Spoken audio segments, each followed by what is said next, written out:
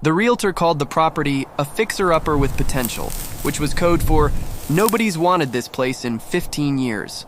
Claire Donovan stood in the gravel driveway of the 40-acre farm in rural Montana, staring at the sagging porch and peeling paint of a house that matched exactly how she felt inside, structurally sound but falling apart at the surface. "Are you sure about this, Ms. Donovan?" The realtor, a woman named Janet Pierce, who'd been trying to unload this property since 2010, looked genuinely concerned. "It's very isolated out here. Nearest town is 18 miles. You'd be completely alone." "That's exactly what I want," Claire said quietly. She was 37 years old, though the past 8 months had aged her in ways that had nothing to do with years. Her husband David had died in February, a massive heart attack at 41 while jogging, the kind of sudden death that left no time for goodbyes or closure or any of the things grief counselors said helped people heal. Their house in Seattle, the one they'd bought together, renovated together, filled with memories of a life that was supposed to last decades, had become unbearable. Every room whispered David's absence. Every neighbor offered sympathy Claire couldn't accept. Every well-meaning friend suggested she get back out there, as if 8 months was enough time to stop feeling like half of herself had died. So Claire had done what felt impossible and necessary. She'd sold everything, packed what mattered into a U-Haul trailer, and bought this forgotten farm in Montana for $73,000, a price so low it reflected exactly how unwanted the property was. The previous owner died intestate in 2009, Janet explained as she handed Claire the keys. Property went through probate hell, sat empty all these years. You're getting it for basically the back taxes owed. It needs work, plumbing, electrical, roof repairs, but the bones are good. Claire didn't care about the bones. She cared about the silence, the space, the absence of people who knew her story and looked at her with pity. "I'll be fine," she told Janet, signing the final papers on the hood of the realtor's car. As Janet drove away in a cloud of dust, Claire stood alone in the driveway, feeling the weight of her decisions settle over her like a blanket. This was it. This was her fresh start, her escape, her attempt to outrun grief by putting 1,200 miles between herself and everything that hurt. She turned toward the house, preparing to start unloading her trailer, when movement in her peripheral vision made her stop. Near the old barn, more of a large shed, really, its red paint faded to rust brown, something stood in the overgrown grass. An animal, large, dark. Claire's first thought was deer, but as she moved closer, her breath caught. It was a bull, a Hereford, based on the white face and reddish-brown body, though so emaciated that his ribs showed clearly through his hide. He stood motionless about 30 feet from the barn, his head hanging low, his breathing visible in the cool October air. Claire froze. She knew nothing about cattle, had never lived on a farm, had no idea how to handle livestock. But even with her complete inexperience, she could see this animal was in terrible condition. She pulled out her phone. No signal. Of course. Janet had warned her the cell coverage was spotty. The landline in the house probably didn't work yet. Claire approached slowly, her heart hammering. "Hey there," she said softly, irrationally, as if the bull might respond to gentle tone. "Where did you come from?" The bull didn't react, didn't lift his head, didn't move away, just stood there with a stillness that felt wrong, like he was too weak to do anything else. Claire was close enough now to see details that made her stomach clench. His hip bones jutted sharply. His coat was dull, patchy in places. His eyes, when he finally raised his head slightly to look at her, were clouded with exhaustion or illness or something Claire recognized because she'd seen it in her own mirror for months. Defeat. Absolute, bone-deep defeat. "Oh my God," Claire whispered. "What happened to you?" She stood there for a long moment, this city woman who'd come to Montana to hide from her pain, staring at an animal who looked like he was hiding from something too.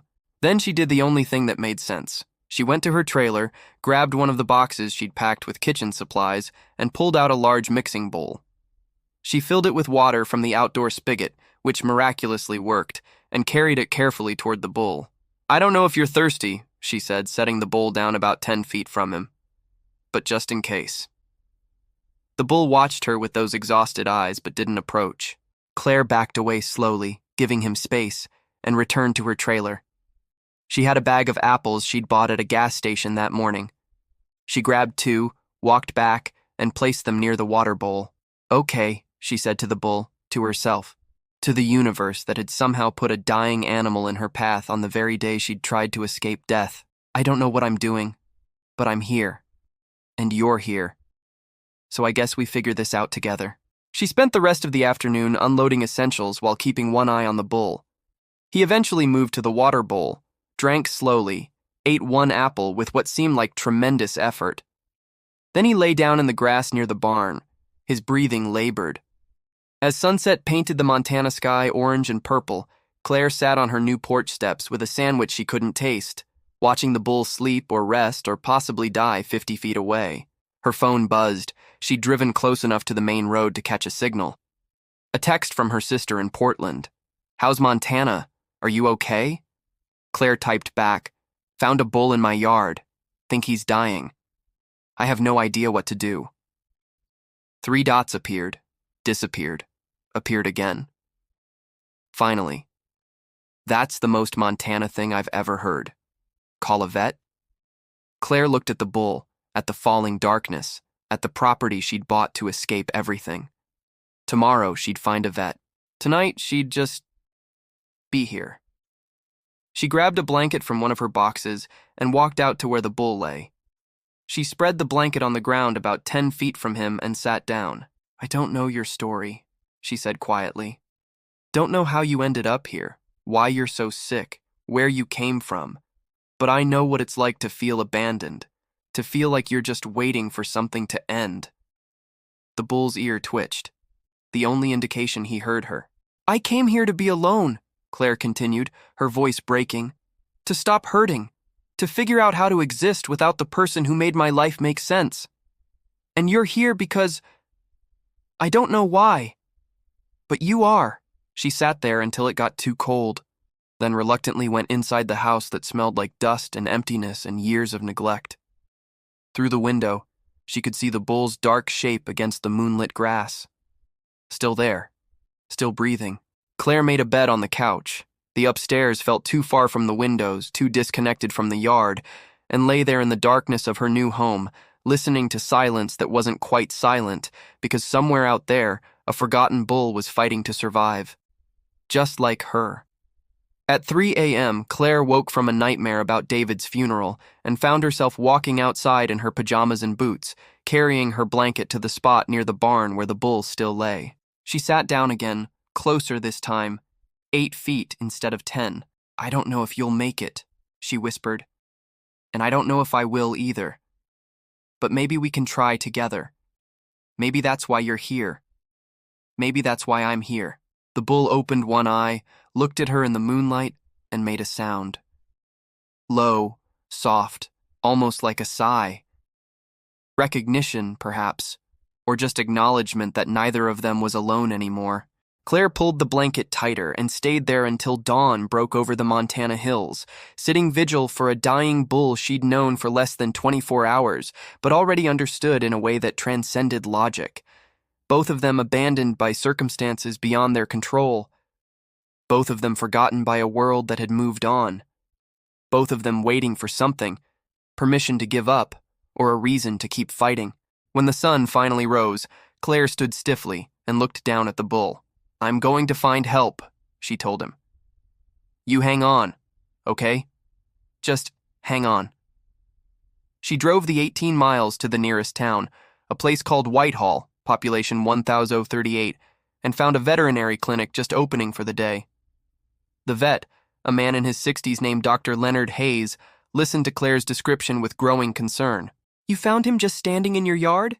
And nobody knows who owns him?" "The property's been empty for 15 years. The realtor never mentioned livestock." Dr. Hayes grabbed his emergency kit. "I'll follow you out there. But Ms. Donovan, I need you to prepare yourself. If this animal is as bad as you describe, we might be looking at humane euthanasia. Sometimes the kindest thing is to end suffering." Claire felt something fierce rise in her chest. "No, not yet. Let's try first." "Try what?"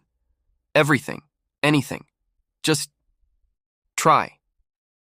Dr. Hayes studied her for a moment, seeing something in her desperation that made him nod slowly. All right, we'll try. As they drove back to the farm in separate vehicles, Claire realized she was crying. Not the hollow, empty tears she'd cried for David, but something different. Something that felt almost like hope, though she couldn't explain why. A dying bull she didn't know and couldn't afford to save had somehow become the first thing in 8 months that made her want to fight.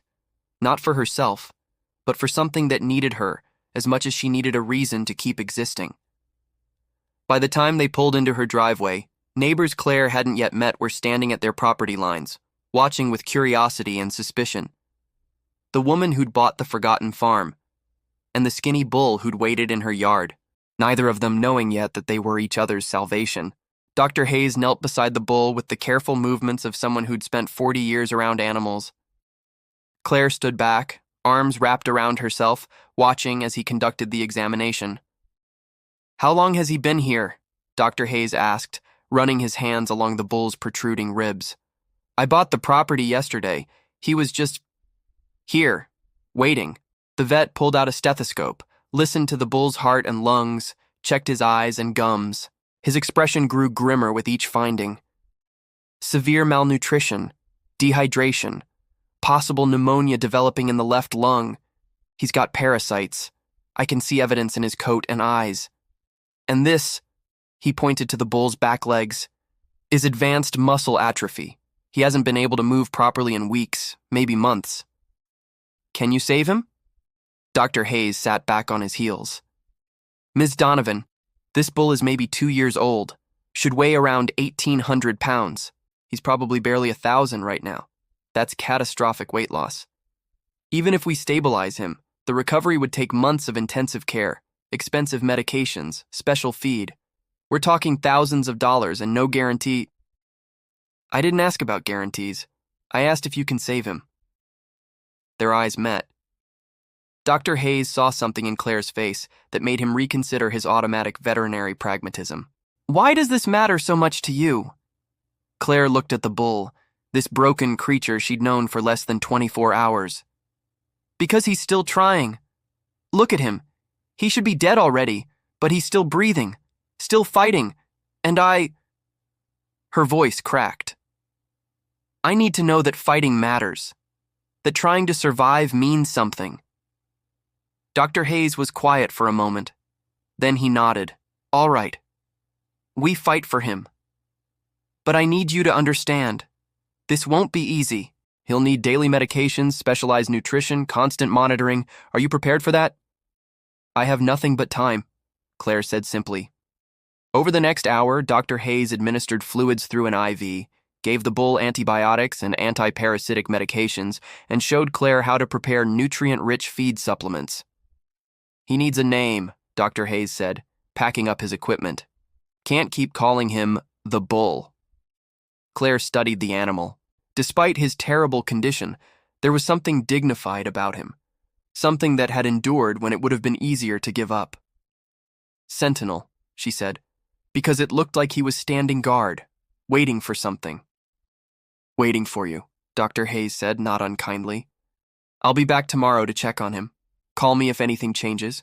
And Ms. Donovan, get some rest yourself. You look like you haven't slept in months.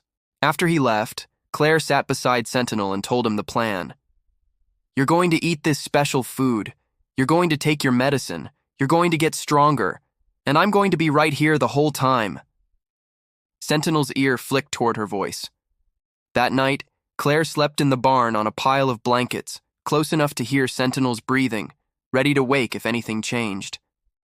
At 2 a.m., she woke to find him watching her with clearer eyes than before. Hey, she whispered. You feeling better? Sentinel made a soft sound, not quite a moo, more like acknowledgement. Claire reached out slowly, placed her hand on his shoulder. He didn't pull away. We're going to be okay, she told herself. Both of us, somehow. For the first time in 8 months, Claire believed it might actually be true. Because grief had taught her that survival wasn't about forgetting pain. It was about finding something worth enduring it for. And Sentinel, broken and abandoned and fighting against impossible odds, had given her that reason.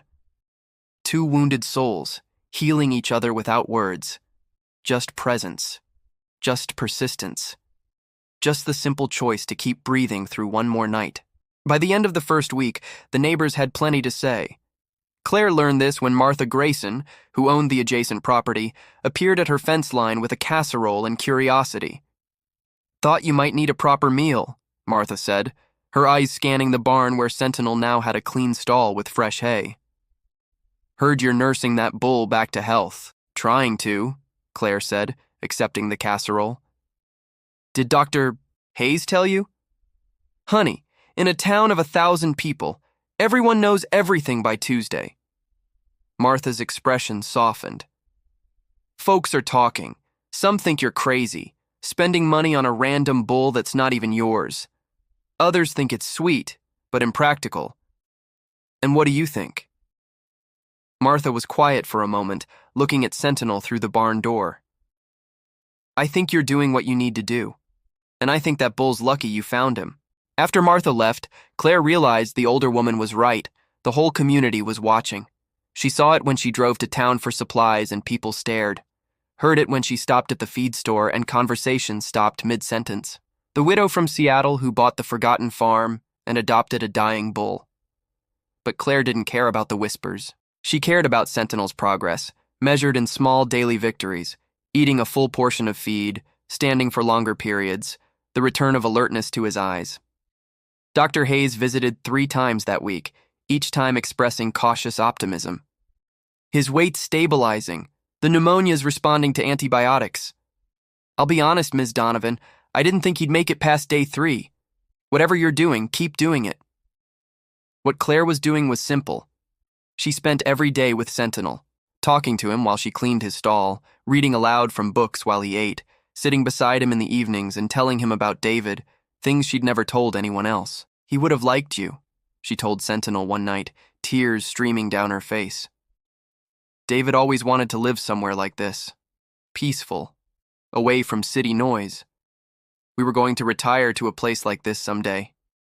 But someday never came." Sentinel turned his head toward her, listening with that patient attention that felt almost human. "I don't know why you were left here," Claire continued. "Don't know who abandoned you or why, but I'm glad you stayed. I'm glad you waited, because I think we're supposed to help each other." The second week brought a visitor Claire didn't expect. Janet Pierce, the realtor, looking guilty and carrying a folder. "I owe you an explanation," Janet said, sitting at Claire's kitchen table. "I found the previous owner's records. There was a small cattle operation here until 2009. When Mr. Peterson died, his nephew was supposed to settle the estate, sell the animals. But the nephew just abandoned everything. Took what he wanted from the house and disappeared. Left 2 bulls in the pasture." Claire's stomach dropped. 2? Animal control removed 1. Found him dead in the north field about a month after Peterson died. But they never found the second bull. Everyone assumed he'd wandered off, gotten taken by wolves, or died somewhere on the property. Janet looked at Sentinel through the window. "That bull out there? He's been surviving alone on this property for 15 years. 15 years. Sentinel had been a calf when he was abandoned, left to fend for himself through Montana winters and summers, through storms and droughts, completely alone. "How is that even possible?" Claire whispered. "There's a creek that runs through the back 40 acres. Spring water year-round, and enough wild grass to keep a bull alive if he was tough enough." Janet's eyes were wet. "That bull survived 15 years of abandonment because he was too stubborn to die. And then you showed up." After Janet left, Claire walked out to Sentinel's stall and looked at him with new understanding. 15 years, she said softly. "You waited 15 years for someone to come back, for someone to care, and you never gave up." She thought about her own 8 months of grief, how impossible each day had felt. And this bull had endured 15 years of solitude and survived. "You're the strongest creature I've ever met," Claire told him. Sentinel walked over to her, stronger now, steadier, and lowered his head. Claire wrapped her arms around his neck and cried into his dusty coat. For David, for Sentinel, for all the years of loneliness they'd both endured, but also for the possibility that loneliness could end, that waiting could be rewarded, that healing could happen when two broken souls found each other at exactly the right moment. The neighbors watched all of this unfold, their gossip gradually shifting from skepticism to something closer to admiration. The city woman and the forgotten bull, saving each other from the weight of abandonment, neither of them knowing yet that their story was just beginning. 3 months after Claire arrived, Sentinel was unrecognizable. His ribs no longer showed. His coat had regained its shine. He moved with strength and confidence, grazing peacefully in the pasture Claire had repaired and reseeded. At 1,200 pounds now and still gaining, he looked like what he'd always been meant to be, healthy, strong, alive. But the transformation wasn't just physical. Sentinel followed Claire around the property like a massive shadow. When she worked in the garden she'd started planting, he grazed nearby. When she sat on the porch reading, he stood at the fence, watching. When she cried, which she still did, though less frequently now, he would approach and press his head against her shoulder, offering wordless comfort. "You've got yourself a pet bull," Dr. Hayes observed during one of his now monthly checkups. "I've never seen anything like this bond. He's completely devoted to you." "The feeling's mutual," Claire said, running her hand along Sentinel's neck. The neighbors had stopped whispering and started visiting. Martha brought vegetables from her garden and stayed for coffee, sharing stories about the property's history and the community Claire was slowly becoming part of. A rancher named Tom Whitfield stopped by one afternoon with an offer. "That bull of yours is looking good. If you're interested in breeding him, I've got some heifers that could use quality genetics. We could work out a partnership. You'd get half the calf sale profits." Claire was surprised. "Sentinel's not registered. I don't even know his complete lineage." "Don't matter. What matters is he survived 15 years alone through Montana winters. That's the kind of genetics worth preserving. Resilience, hardiness, survival instinct, those traits are valuable." Claire considered it. The farm was running on her savings from selling the Seattle house, but that wouldn't last forever. A breeding partnership could provide sustainable income while keeping Sentinel here, with her. "Let me think about it," she told Tom. That night, she discussed it with Sentinel. "What do you think? Ready to have a family of your own?" Sentinel, who'd spent 15 years completely alone, made a soft sound that Claire chose to interpret as agreement. The arrangement with Tom Whitfield began that spring. Sentinel proved to be a gentle, effective breeding bull, his calm temperament a stark contrast to the aggression many bulls displayed. Tom was amazed. "Most bulls this age are territorial, aggressive. Yours acts like he's grateful for the company." "He knows what it's like to be alone," Claire said simply. "He's not taking anything for granted." By her first anniversary on the farm, Claire's life had transformed as completely as Sentinel's. The forgotten property now had repaired fences, a productive garden, updated plumbing and electricity. The breeding partnership provided steady income. And most surprisingly, Claire had built friendships in the community.